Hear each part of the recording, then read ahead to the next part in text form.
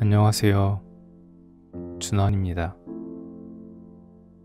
오늘은 제가 전하고 싶은 말과 같은 결을 가지고 있는 이 책의 프롤로그로 시작해 보려 합니다. 프롤로그. 몇 년 전에 이런 말을 들은 적이 있습니다. 힘들 때는 하늘을 보라고요. 그 말이 유행처럼 번진 뒤로 사람들이 하늘을 보기 시작하더라고요.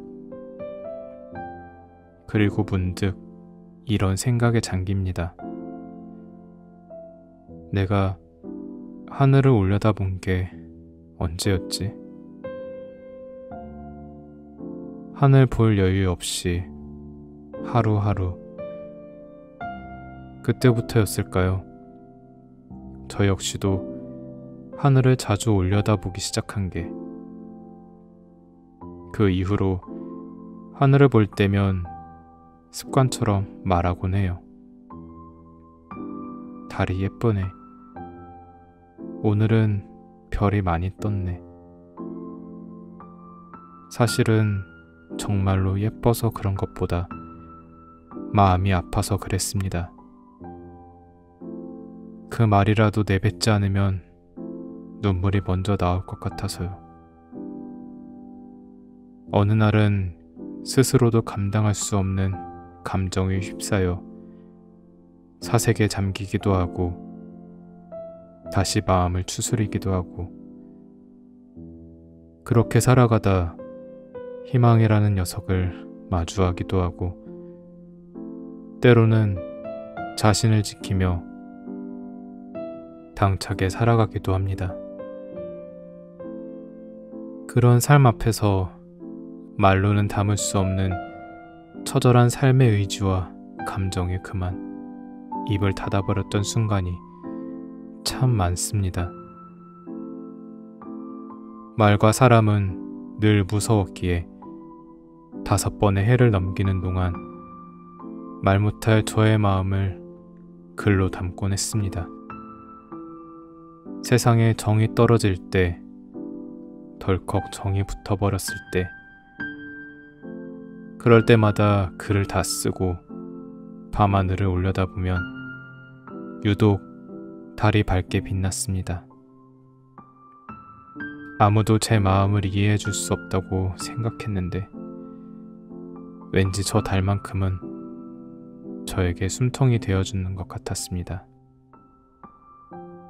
위로받고 싶은 날, 이제는 밤하늘에 달이 없으면 마음이 괜스레 서운합니다. 어쩌면 제가 듣고 싶은 위로를 달이 건네주었는지도 모르겠어요. 목끝까지 차오르는 말을 저 멀리 떠오르는 달에게 맡깁니다. 잠겨버린 마음들과 굽히지 않았던 마음들까지 모두 모아 잔잔한 달빛이 우리네 인생과 세상을 잠시나마 관통할 수 있기를,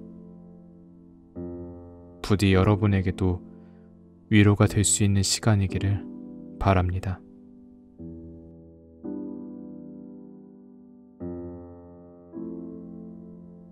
혼자 있으면 외롭고 누가 있으면 버겁고, 늘 피로와 우울 속에서 하루를 보내는 우리들. 때로는 기대어 쉴 곳이 절실하지만 어디에서도 찾기 힘든 현실. 그렇게 바쁜 일상을 마치고 집으로 돌아오는 길, 밤하늘을 올려다보면 늘 그 자리에서 빛나는 달은 무척 반갑습니다.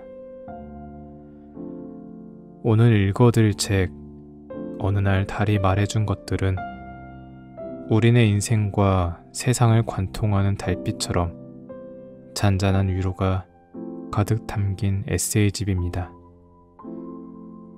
작가님의 경험담을 바탕으로 때로는 시처럼, 때로는 소설처럼, 때로는 담담하게, 때로는 절실하게 말을 거는 작품들은 금세 여러분의 눈과 마음을 사로잡을 것입니다. 많은 시련과 고난을 지나온 우리가 지금의 우리를 지탱하고 있기에 살 수 있고 또 살아야 하는 힘이 되기도 한다는 작가님의 말처럼 잠시의 시련과 슬픔을 이겨내고자 하는 여러분에게 이 책이 버티고 지탱하게 하는 힘이 되어주기를 기대해 봅니다. 그럼 책 읽어드릴게요. 오늘도 편안한 밤 되세요.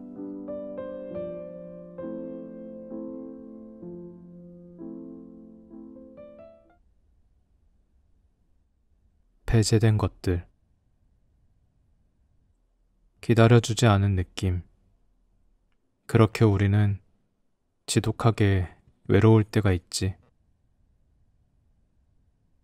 3년 정도 자취를 한 친구가 있다. 할머니와 함께 살다가 회사에 다니게 되면서 자취를 시작했는데 요즘 따라 홀로 있어야 하는 집 안으로 들어가는 게 힘들어 보였다. 아무도 기다리지 않는 집 안으로 들어갔을 때의 느낌을 친구는 말로 표현하지 못했다. 세상에 있는 단어들을 고르고 골라봐도 무어라 말할 수 없는 감정이었다. 가장 가까운 단어로 흔히 쓸쓸함, 외로움, 공허함을 골라 말하지만 차마 표현할 수 없었던 자취방 안의 썰렁한 공기가 친구의 표정에서 고스란히 나타났다. 친구와 헤어지고 집으로 걸어가는 길에 문득 세상에서 나만 배제된 것 같은 느낌을 받았을 때를 떠올렸다. 모든 것이 이상하게 돌아가고 있다는 생각이 들 때면 나는 소외된 자가 되어 있었다. 참 편리하고 좋은 것들이 넘쳐나는데 그것들을 누리기 위해서는 늘 대가가 필요하기도 했다. 그 대가의 종류에는 돈과 시간도 있었을 테고 나이도 있었을 테지만 그 외에 생각지도 못한 감정적인 것도 훨씬 많았다. 특히 열정, 패기와 같은 대가를 지불해야 한다면 이미 고갈된 정신력 때문에 행할 수 없거나 두려움 때문에 망설이기도 했다. 정말 도움을 필요로 하거나 갑갑한 환경에 처한 사람들에게 때때로 현실의 진입장벽이 매우 높다는 생각을 한다. 그게 꼭 물질적인 것이 아니더라도 말이다. 나 혼자만 덩그러니 외딴 섬에 놓인 것 같고 아무도 나에게 손 내밀어 주지 않을 때 우리는 철저히 배제되어 있다는 아픔에 잠긴다. 배제되었을 때는 분노가 치밀어 오르기도 하고 억울하기도 하다. 외로움이 심각하게 사무칠 때는 소속과 사람으로도 채워지지 않는다. 그날 내가 만난 친구도 그랬다. 사람이 그리운 게 아니고 이제는 더 이상 사람이 곁에 있어도 누군가를 자주 만나도 헛헛한 구석이 채워지지 않는다고. 기다려주지 않는 거 있잖아. 마냥 자신감이 넘치고 예전처럼 밝게 살기에는 나를 기다려주지 않을 거라는 그 느낌. 어렸을 적 집에서 자신을 기다려주셨던 할머니를 종종 이야기하곤 했지만 그날따라 그 아이는 주체도 객체도 없이 배제된 입장에서 바라본 세상살이를 말하는 듯 했다. 친구는 그날도 어김없이 불안한 자신의 마음을 끌어안고 집으로 다시 돌아가야만 했다. 가끔 그렇다. 발끝까지 밀려와 부서지는 파도 앞에서도 우리의 슬픔은 배제되고 이리저리 터지는 폭죽 아래에서도 우리의 기쁨은 배제되며 인파의 박동에 맞춰 울리는 발걸음 소리 안에서도 우리의 영혼은 배제된다. 그렇게 우리는 지독하게 외롭다.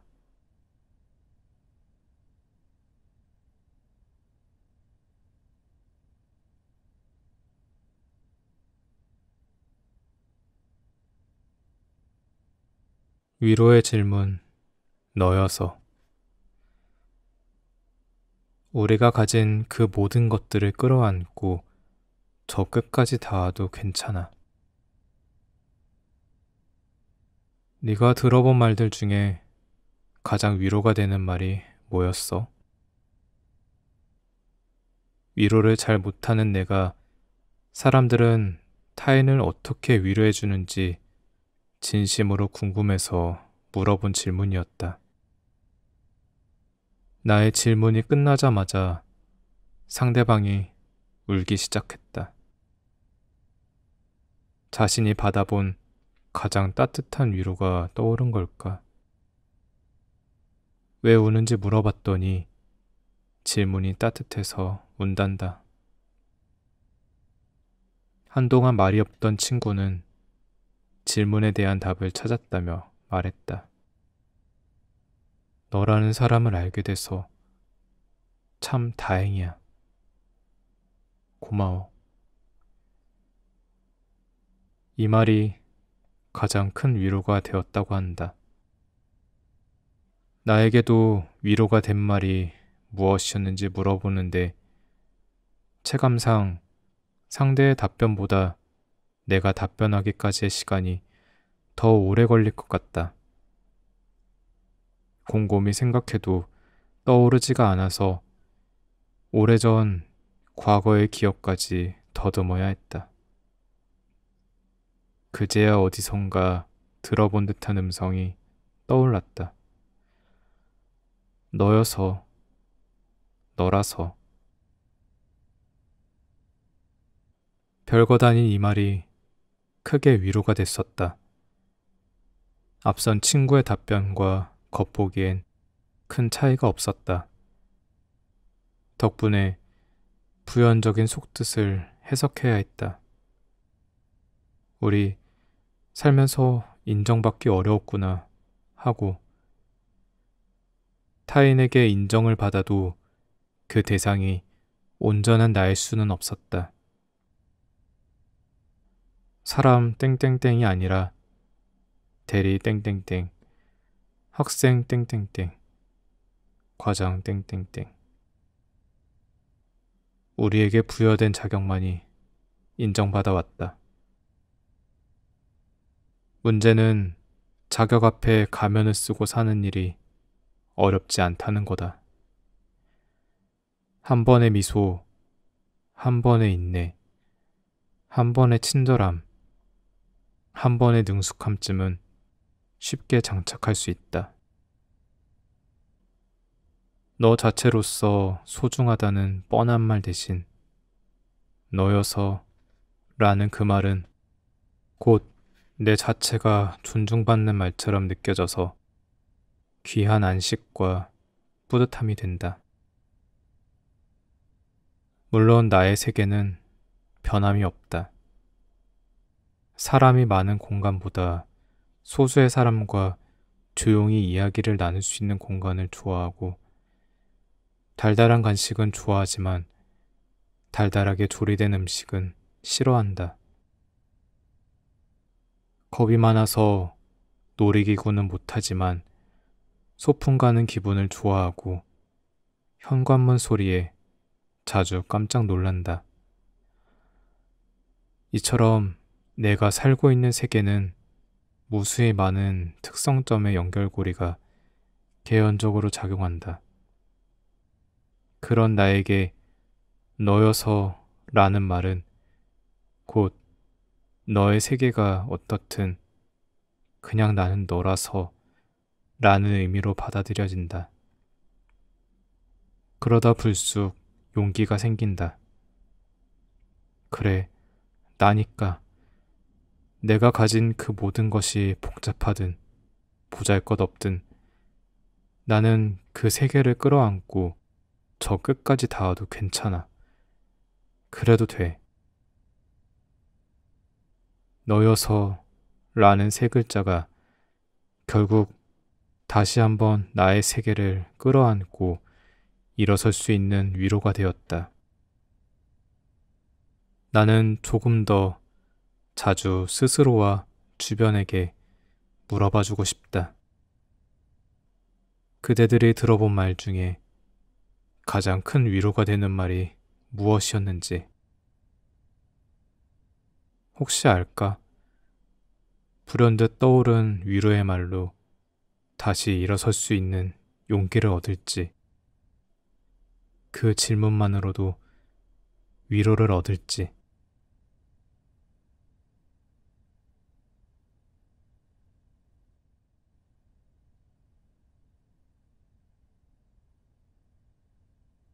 꾸밈 없는 널 사랑해. 꾸밈 없으면 어때? 이미 좋은 사람인데. 오랜만에 서울로 이사간 친구를 만났다. 중학생 때부터 알고 지내다 고등학생 때 같이 야간 자율학습을 하면서 더 돈독해진 친구였다. 함께 친한 친구의 무리가 5명 정도 되는데 우리 사이에서 성실성 1등, 준비성 1등으로 꼽히는 친구였다. 그녀의 가방 속에는 없는 게 없었고 학생 때부터 자습실에 6시간 이상을 줄곧 앉아 공부도 열심히 하는 친구였다. 마음은 어찌나 맑은지 성인이 된 이후에도 아빠 같은 사람이랑 결혼을 할 거라며 밝게 웃어 보이는 친구였다. 그녀가 가족을 사랑하고 주변을 사랑하는 마음은 익히 잘 알고 있었다. 주말에 학교 자습실에서 공부를 하고 있으면 점심시간에 부모님께서 정성스럽게 싸주신 도시락을 친구들에게 나눠주기 바빴던 곰살맞은 마음씨를 가진 친구였다. 그러나 몇 년 뒤에 다시 만난 그녀는 이전과는 어딘가 모르게 달라져 있었다. 나는 미묘하게 어두워진 그녀의 모습이 걱정되긴 했지만 먼저 물어보진 않았다. 자연스럽게 과거 학생 때를 회상하던 중 갑자기 자신이 너무 부끄럽다고 고백하는 그녀의 울먹이는 목소리를 듣고 나서야 미묘하게 달라진 이유를 알게 되었다. 어렸을 때부터 사랑을 가득 받아온 그녀에게 처음으로 결핍이 찾아온 모양이었다. 자신이 아무렇지 않게 베풀었던 배려와 사랑이 다른 누군가에게는 상처가 될 수도 있다는 것을 알게 된 뒤로 신중하게 행동하지 못했던 것을 후회하고 있다고 말했다. 다시는 그러고 싶지 않다며 너무 부끄럽다고 말하는 친구는 급기야 요즘엔 거울로 자신의 얼굴조차 보기 싫다고 말했다. 잠시 할 말을 잃은 나를 보더니 그녀는 외면적으로도 꾸미지 않은 자신의 모습을 보기가 두렵다며 말을 이어갔다. 친구는 대학생 때 과 동기들에게 외모 지적을 많이 당했는데 그게 상처가 된 줄도 모르고 그저 정신없이 바쁘게만 살았다고 했다. 그렇게 살다가 졸업을 하고 난 뒤 누군가 자신을 볼까봐 밖에 나가는 것조차 기피하게 된 본인 모습을 인지하고 나서야 상처받았던 순간이 물밀듯이 자신을 괴롭히고 있다는 것을 알게 되었다는 것이다. 피부가 약한 탓에 화장을 잘 하지 않았을 뿐인데 20대가 다 지나가도록 화장 하나 제대로 할 줄 모르는 자신이 잘못 산 것 같아서 심적으로 힘들다고 털어놓았다. 나는 처음으로 그녀에게서 안타까움이라는 것을 느껴봤다. 평소에 자존감이 높아서 모난 구석 하나 없을 것 같던 친구가 위태로워 보일 때 그때 느껴지는 당혹감과 속상함은 그 어느 때보다 컸다. 아무 말을 할 수가 없었다. 한참 그녀의 이야기를 숨죽여 듣다 내가 해줄 수 있는 말이 없음을 깨달았을 때 그녀가 고등학생 때 입시 준비로 인해 지쳐있던 나에게 자주 해주던 말이 떠올라 나 역시 그 말을 똑같이 해주었다. 아니야. 너 정말 괜찮은 사람이야. 나에게 그녀는 꾸밈없는 유일한 친구다. 내면이든 외면이든 꾸미지 않아서 매력적인 친구였고 그런 모습을 모두가 사랑했고 여전히 우리는 그녀를 사랑하고 있다. 정말 괜찮은 평생을 함께하고 싶은 사람에게 해줄 수 있는 위로가 바로 그녀에게서 받아왔던 위로였기에 그 순간에도 그녀가 좋은 사람이라 느껴지더라. 오늘 한 번 더 연락을 해야겠다. 꾸밈 없는 넌 나에게 참으로 소중한 존재라고.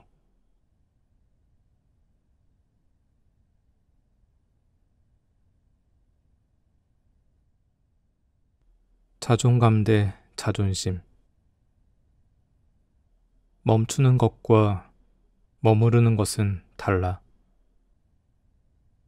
한때 자존심과 자존감 두 단어를 두고 둘의 차이가 무엇인가에 대해서 열띤 토론을 했던 적이 있었다.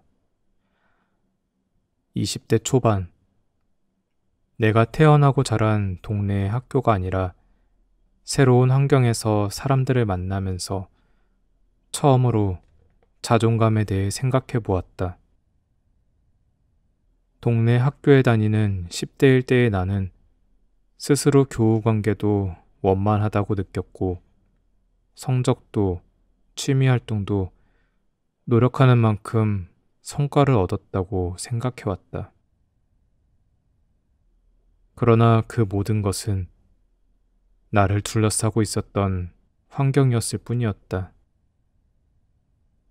이곳이 아닌 다른 어떤 곳에 놓여 있든 어떤 상황에 처해 있든 나는 나 자신을 사랑할 수 있을까 고민하기 시작한 것이다. 자존감에 대한 고민을 해결하지 못한 채 시간만 지나갈 무렵 자존감과 자존심, 그 어딘가의 경계에서 나를 되돌아보기를 반복했다. 자존심, 남에게 굽히지 아니하고 자신의 품위를 스스로 지키는 마음. 자존감, 스스로 자기를 소중히 대하며 품위를 지키려는 감정. 단어를 찾아봐도 내 눈에는 명확하게 보이지 않던 둘의 차이. 사람의 마음을 이야기하는 단어이기에 명확하게 볼 수 없었던 걸까? 두 단어에 내 인생을 빗대며 고민하고 있었던 그 시절의 나는 자존감이 높은 게 아니라 자존심이 세다는 결론에 이르렀다. 당시 누군가가 나에게 상처가 되는 소리를 하면 그 자리에 머물렀고 감정을 깊은 어둠으로 몰고 가곤 했다. 화든 우울이든 슬픔이든 상처난 곳을 바라보는 일을 잘했기 때문에 그만큼 내 어두운 감정 하나는 잘 숨기고 넘어갈 수 있었다. 시간이 지나고 보니 알았다. 자극에 대한 나의 루틴이 나를 조금씩 좀먹고 있다는 사실을. 나한테는 소중이라는 부사가 결여되어 있었다. 스스로를 정말로 소중히 여겼다면 비난을 상처로 남겨두지 않았을 것이다. 물론 상처에 머물러 봤기 때문에 남들보다 깊은 생각을 가지게 되었다는 나름대로의 장점을 무시할 수 없다. 자존심이 세다는 사실 하나만으로 나를 소중히 여기지 않고 무조건 좋지 않은 기억만 가득하다고 말할 수도 없다. 하지만 분명 상처에 머물렀던 습관은 알게 모르게 나를 좀먹어가는 일이었다. 자존감이 높은 사람 역시 상처를 받는다. 상처받는 순간에 똑같이 아프다. 그러나 자존감이 높은 사람들에게서 발견한 특별함이 있다면 그것은 바로 나를 위해 그 자체에 계속해서 머물러 있지 않는다는 점이다. 시간이 걸리더라도 상처로부터 벗어난다. 자존감과 자존심의 차이를 완벽히 구분할 순 없어도 하나만큼은 확실히 하기로 했다. 멈추는 것과 머무르는 것은 다르다는 것을. 잠시 상처 때문에 멈출 수는 있어도 그 자리에 계속해서 머무르는 사람은 되고 싶지 않기에 오늘도 소중하게 나를 지킨다.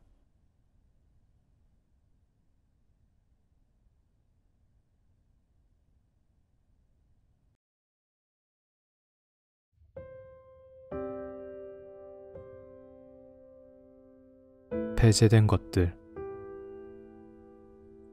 기다려주지 않은 느낌. 그렇게 우리는 지독하게 외로울 때가 있지. 3년 정도 자취를 한 친구가 있다. 할머니와 함께 살다가 회사에 다니게 되면서 자취를 시작했는데 요즘 따라 홀로 있어야 하는 집안으로 들어가는 게 힘들어 보였다. 아무도 기다리지 않는 집안으로 들어갔을 때의 느낌을 친구는 말로 표현하지 못했다. 세상에 있는 단어들을 고르고 골라봐도 무어라 말할 수 없는 감정이었다. 가장 가까운 단어로 흔히 쓸쓸함, 외로움, 공허함을 골라 말하지만 차마 표현할 수 없었던 자취방 안의 썰렁한 공기가 친구의 표정에서 고스란히 나타났다. 친구와 헤어지고 집으로 걸어가는 길에 문득 세상에서 나만 배제된 것 같은 느낌을 받았을 때를 떠올렸다. 모든 것이 이상하게 돌아가고 있다는 생각이 들 때면 나는 소외된 자가 되어 있었다. 참 편리하고 좋은 것들이 넘쳐나는데 그것들을 누리기 위해서는 늘 대가가 필요하기도 했다.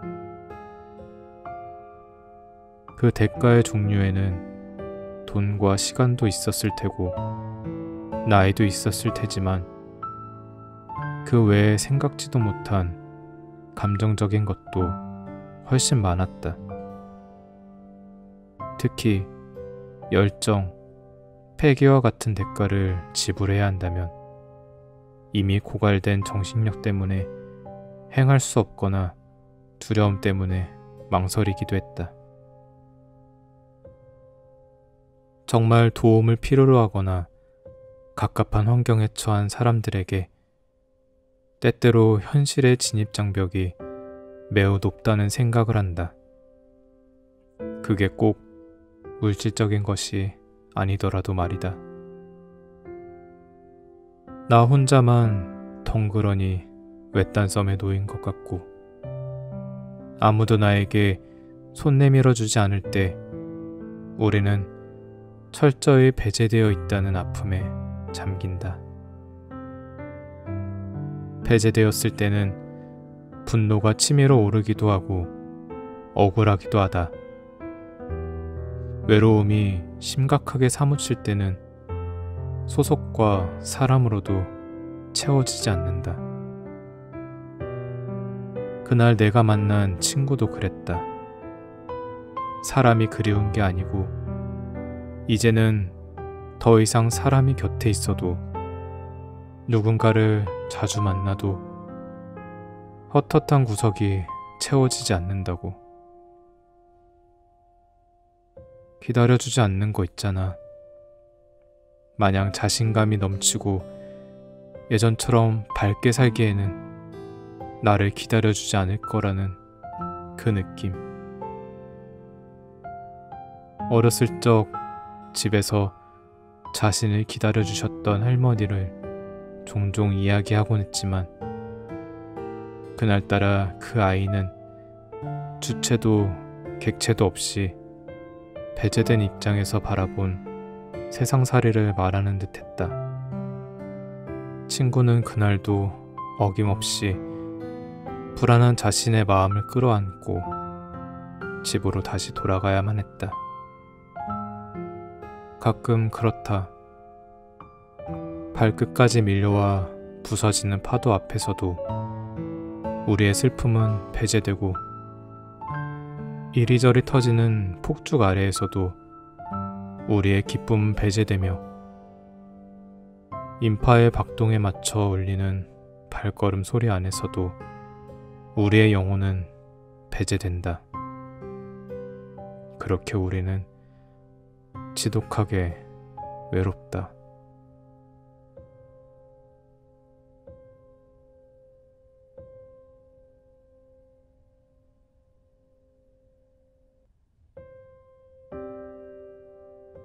위로의 질문, 너여서. 우리가 가진 그 모든 것들을 끌어안고 저 끝까지 닿아도 괜찮아. 네가 들어본 말들 중에 가장 위로가 되는 말이 뭐였어? 위로를 잘 못하는 내가 사람들은 타인을 어떻게 위로해주는지 진심으로 궁금해서 물어본 질문이었다. 나의 질문이 끝나자마자 상대방이 울기 시작했다. 자신이 받아본 가장 따뜻한 위로가 떠오른 걸까? 왜 우는지 물어봤더니 질문이 따뜻해서 운단다. 한동안 말이 없던 친구는 질문에 대한 답을 찾았다며 말했다. 너라는 사람을 알게 돼서 참 다행이야. 고마워. 이 말이 가장 큰 위로가 되었다고 한다. 나에게도 위로가 된 말이 무엇이었는지 물어보는데 체감상 상대의 답변보다 내가 답변하기까지의 시간이 더 오래 걸릴 것 같다.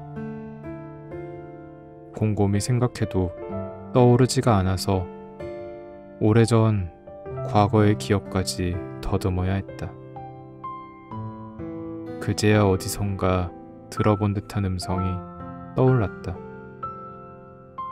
너여서 너라서. 별것 아닌 이 말이 크게 위로가 됐었다. 앞선 친구의 답변과 겉보기엔 큰 차이가 없었다. 덕분에 부연적인 속뜻을 해석해야 했다. 우리 살면서 인정받기 어려웠구나 하고,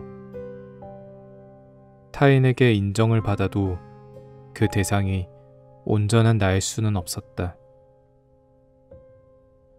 사람 땡땡땡이 아니라 대리 땡땡땡, 학생 땡땡땡, 과장 땡땡땡. 우리에게 부여된 자격만이 인정받아 왔다. 문제는 자격 앞에 가면을 쓰고 사는 일이 어렵지 않다는 거다. 한 번의 미소, 한 번의 인내, 한 번의 친절함, 한 번의 능숙함쯤은 쉽게 장착할 수 있다.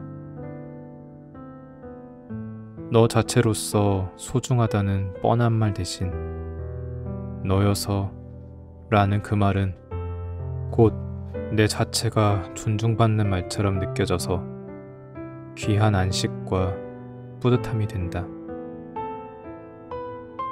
물론 나의 세계는 변함이 없다.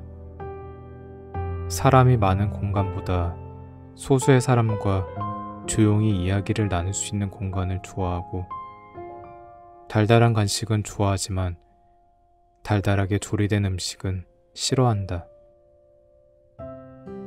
겁이 많아서 놀이기구는 못하지만 소풍 가는 기분을 좋아하고, 현관문 소리에 자주 깜짝 놀란다. 이처럼 내가 살고 있는 세계는 무수히 많은 특성점의 연결고리가 개연적으로 작용한다. 그런 나에게 너여서 라는 말은 곧 너의 세계가 어떻든 그냥 나는 너라서 라는 의미로 받아들여진다. 그러다 불쑥 용기가 생긴다. 그래, 나니까. 내가 가진 그 모든 것이 복잡하든 보잘것없든 나는 그 세계를 끌어안고 저 끝까지 닿아도 괜찮아. 그래도 돼. 너여서 라는 세 글자가 결국 다시 한번 나의 세계를 끌어안고 일어설 수 있는 위로가 되었다. 나는 조금 더 자주 스스로와 주변에게 물어봐주고 싶다. 그대들이 들어본 말 중에 가장 큰 위로가 되는 말이 무엇이었는지 혹시 알까? 불현듯 떠오른 위로의 말로 다시 일어설 수 있는 용기를 얻을지, 그 질문만으로도 위로를 얻을지.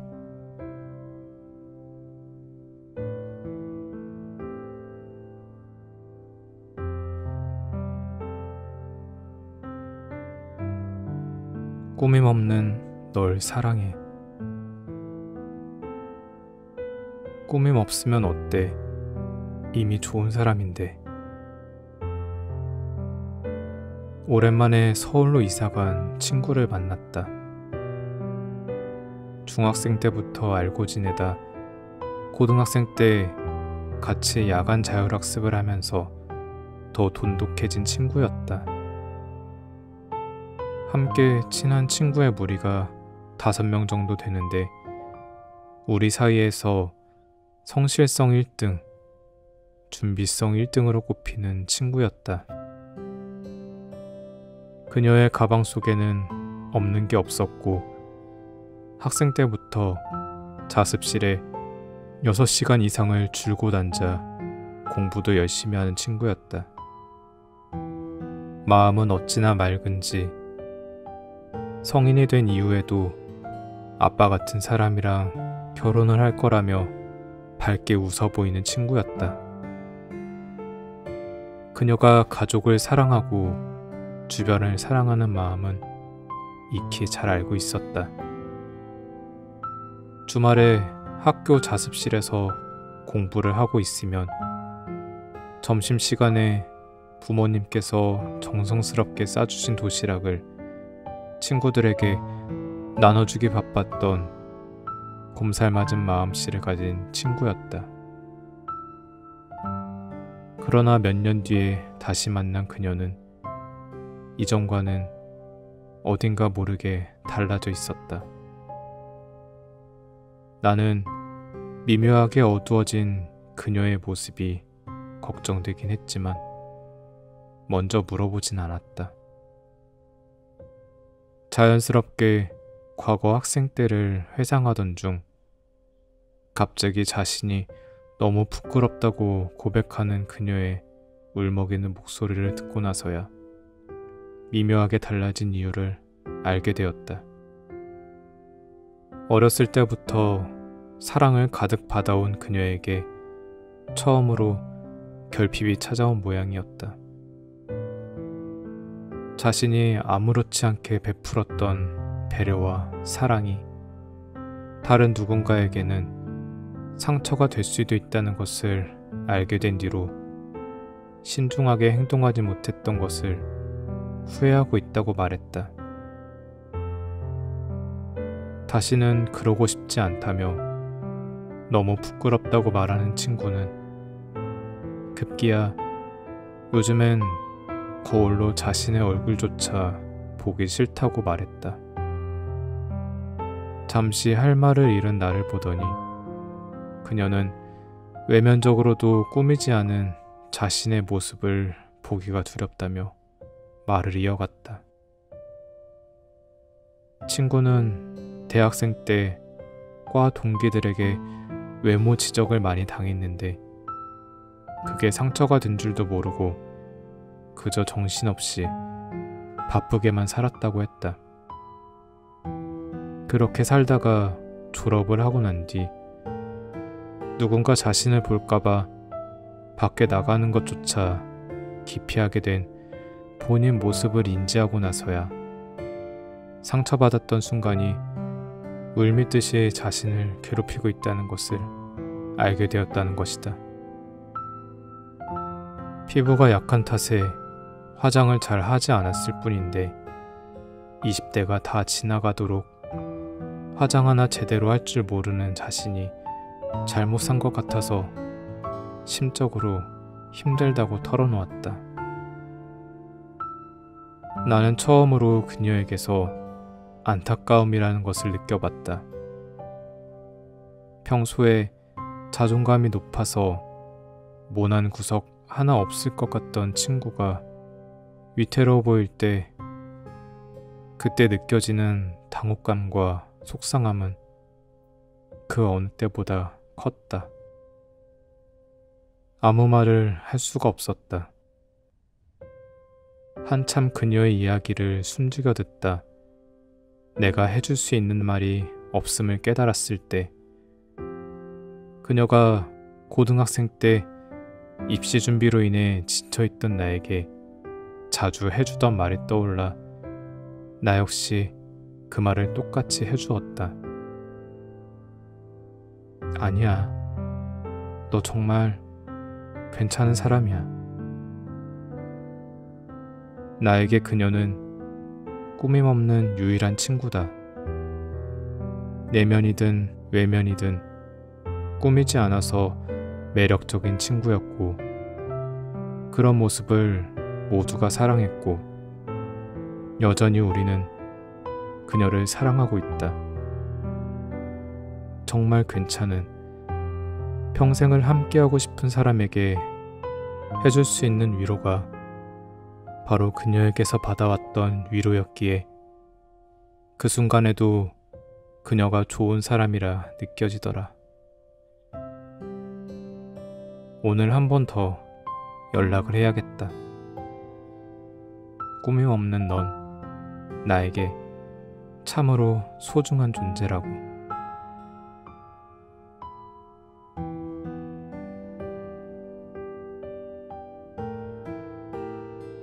자존감 대 자존심. 멈추는 것과 머무르는 것은 달라. 한때 자존심과 자존감 두 단어를 두고 둘의 차이가 무엇인가에 대해서 열띤 토론을 했던 적이 있었다. 20대 초반, 내가 태어나고 자란 동네의 학교가 아니라 새로운 환경에서 사람들을 만나면서 처음으로 자존감에 대해 생각해 보았다.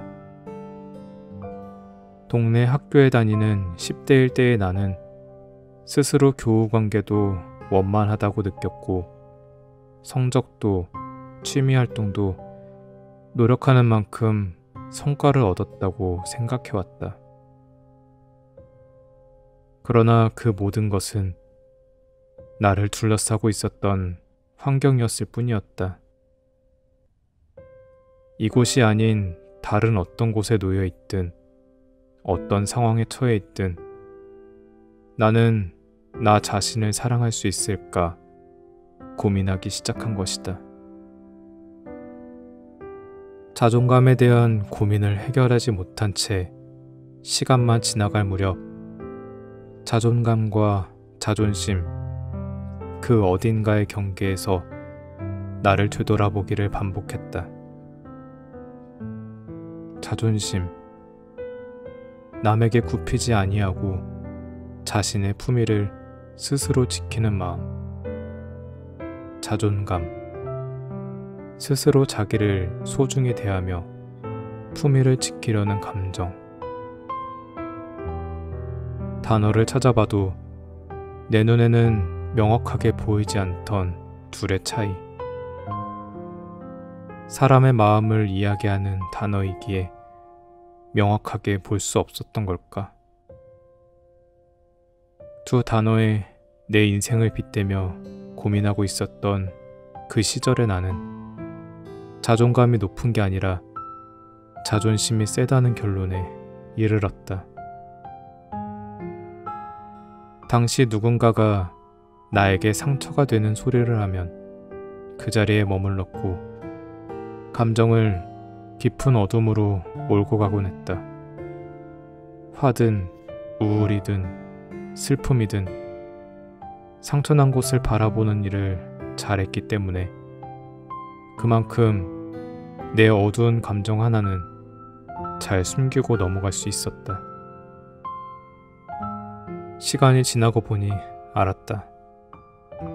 자극에 대한 나의 루틴이 나를 조금씩 좀먹고 있다는 사실을. 나한테는 소중이라는 부사가 결여되어 있었다. 스스로를 정말로 소중히 여겼다면 비난을 상처로 남겨두지 않았을 것이다. 물론 상처에 머물러 봤기 때문에 남들보다 깊은 생각을 가지게 되었다는 나름대로의 장점을 무시할 수 없다. 자존심이 세다는 사실 하나만으로 나를 소중히 여기지 않고 무조건 좋지 않은 기억만 가득하다고 말할 수도 없다. 하지만 분명 상처에 머물렀던 습관은 알게 모르게 나를 좀먹어가는 일이었다. 자존감이 높은 사람 역시 상처를 받는다. 상처받는 순간에 똑같이 아프다. 그러나 자존감이 높은 사람들에게서 발견한 특별함이 있다면 그것은 바로 나를 위해 그 자체에 계속해서 머물러 있지 않는다는 점이다. 시간이 걸리더라도 상처로부터 벗어난다. 자존감과 자존심의 차이를 완벽히 구분할 순 없어도 하나만큼은 확실히 하기로 했다. 멈추는 것과 머무르는 것은 다르다는 것을. 잠시 상처 때문에 멈출 수는 있어도 그 자리에 계속해서 머무르는 사람은 되고 싶지 않기에 오늘도 소중하게 나를 지킨다.